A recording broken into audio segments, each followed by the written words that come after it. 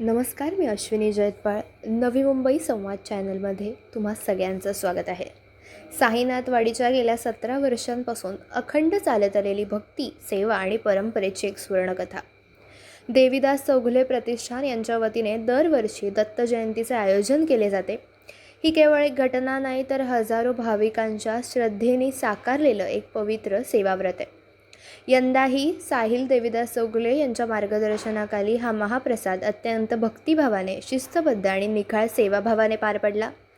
4 ते 5 हजार भाविकांची प्रेमळ उपस्थिती, रांगेत उभं राहून प्रसादाची वाट पाहणारी भक्तांची शांतता आणि प्रसाद वितरणासाठी अहोरात्र मेहनत करणारे स्वयंसेवक, या सगळ्यांच्याचमुळे साईनाथवाडीचा हा सोहळा भाविकांच्या मनात सदैव खास स्थान राखून ठेवेल. या परंपरेची खरी ताकद म्हणजे भक्ती, सेवा आणि माणुसकी. गेल्या 17 वर्षापासून ज्या श्रद्धेने हा महाप्रसाद होतोय, त्याच परंपरेला पुढे नेण्याचा संकल्प आजही तितकाच दृढ आहे. साहिल चौगुले आणि प्रतिष्ठानच्या सर्व सदस्यांनी ज्या निष्ठेने हा सोहळा साकारला, तीच सगळ्यांच्या कामाला प्रेरणा देणारी सर्वात मोठी शक्ती आहे.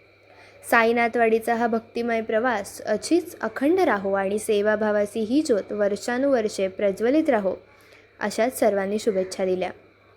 अशाच नवनवीन अपडेट्स जाणून घेण्यासाठी नवी मुंबई संवाद चॅनलला नक्की सबस्क्राईब करा आणि बेल आयकॉनवर क्लिक करायला विसरू नका. दत्तभक्तांना सर्वप्रथम तर दत्त जयंतीचे खूप खूप शुभेच्छा. गेली 17 वर्ष झाले आम्ही हा कार्यक्रम इथं करतोय. दरवर्षीप्रमाणे यावर्षी पण आमची पहिले पालखी सोहळा होतो. पालखी सोहळ्यानंतर सुमारे 4 ते 5 हजार लोकांचं इथं महाप्रसाद होता आणि सर्व लोक तुम्ही बघू शकतात. रात्री 1 वाजले तरी ही गर्दी तशीच असते. सर्वांना अजून एकदा दत्त जयंतीचे खूप खूप अन्नदान. माझ्या वडिलांनी मला सांगितलेलं, अन्नदान हे सर्वात मोठं पुण्याचं काम असतो.